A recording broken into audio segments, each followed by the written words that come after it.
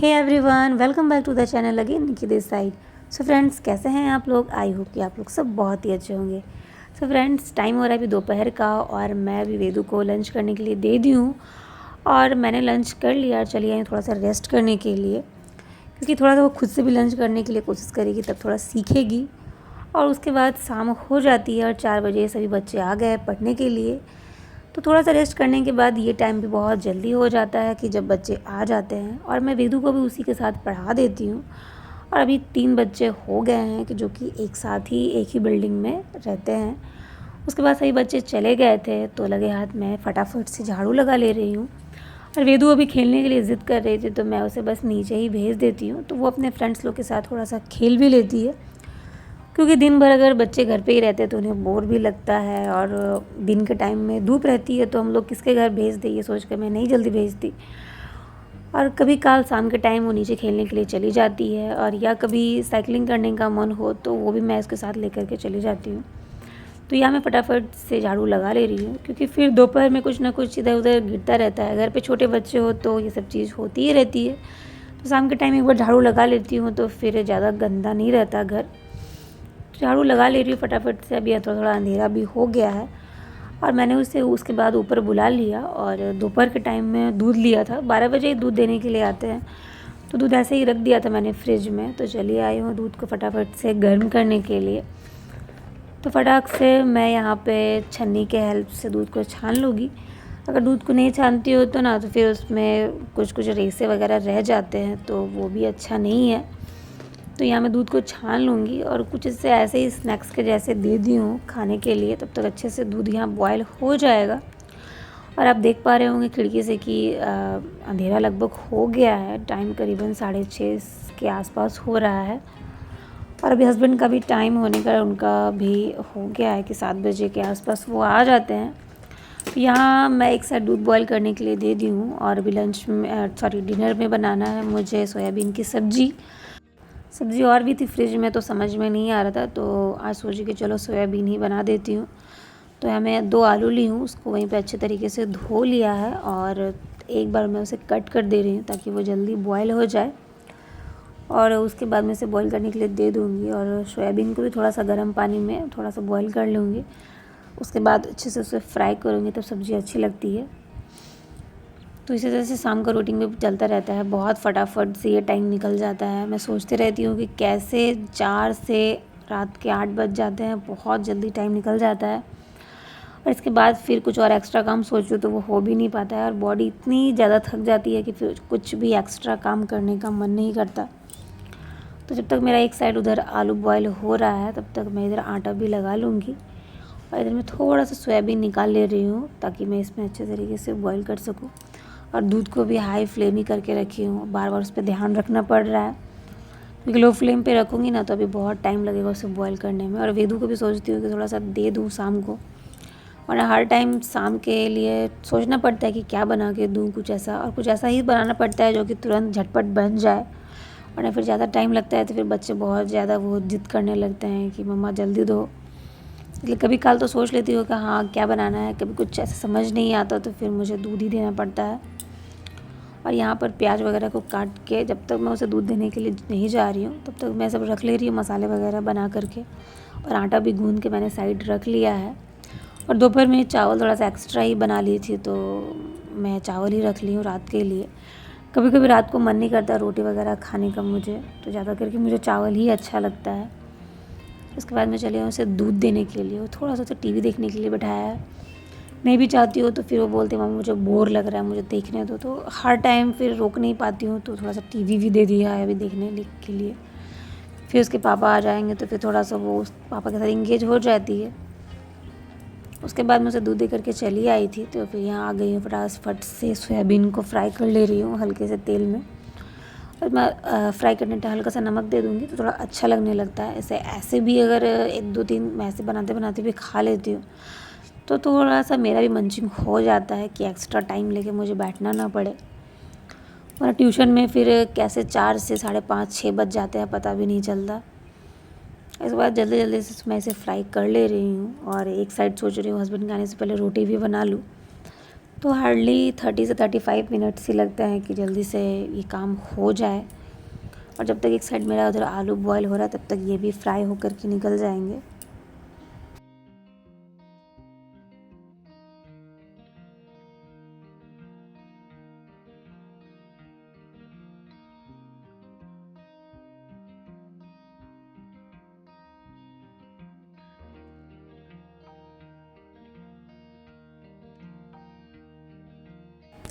उसके बाद मेरे सोयाबीन फ्राई होकर के मैंने निकाल लिए थे। अब फटाफट से इसकी सब्ज़ी बना लूँगी। और वेदू भी आज मार्केट जाने के लिए ज़िद कर रही है क्योंकि वहाँ अभी नवरात्रा चल रहा है हम लोगों के इधर, तो वहाँ मार्केट में एक मेला भी लगा है। तो सोच रही हूँ चलो फटाफट से खाना बना लेती हूँ। और मुझे उसके जूते भी लेने हैं। जूते छोटे हो गए, अब उसके पैर में दिक्कत होता है पहनने के लिए। तो कभी खेलने के लिए जाती हूँ तो बोलती हूँ कि शूज़ पहन लो, तो पहनना नहीं चाहती। तो सोच रही हूँ मार्केट में जाकर थोड़ा सा जूता वगैरह भी देख लेती हूँ इसके लिए। और एक साइड मैंने सब्ज़ी होने के लिए चढ़ा रख दिया है और फटाफट से रोटी बना ले रही हूँ। क्योंकि ऐसे जब कुछ प्लानिंग नहीं रहता कहीं जाने का ना, तो बहुत जल्दी जल्दी काम करना पड़ता है। तो अभी हस्बैंड भी आने वाले हैं तो जल्दी जल्दी मैं रोटियाँ बना लूँगी।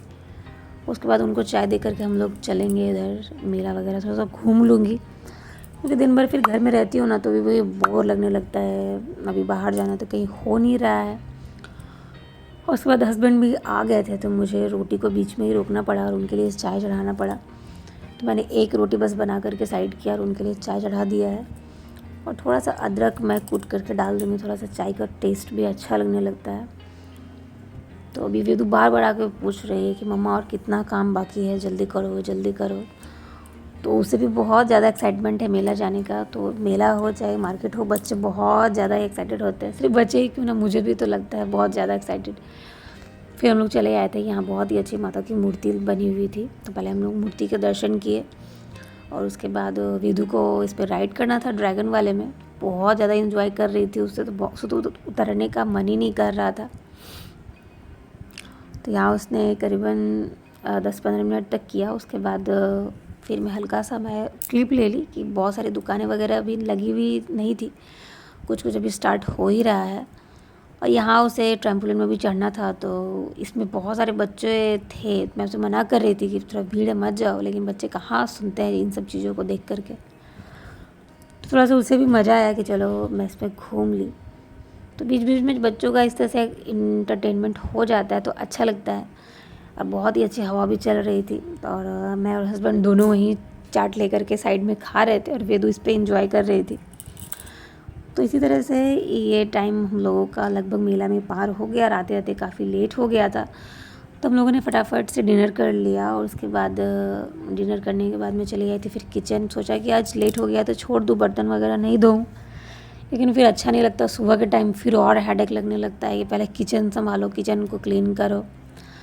तो सुबह ज़्यादा हेडेक ना हो, ज़्यादा काम ना पड़े, इसलिए मैं सोचा चलो 10 से 15 मिनट दे करके मैं थोड़ा सा बर्तन वगैरह किचन को भी क्लीन कर लेती हूँ। तो इसी तरह से ना एक काम एक के बाद एक हर एक काम लगा रहता है, चाहे कितनी भी थक जाए बॉडी।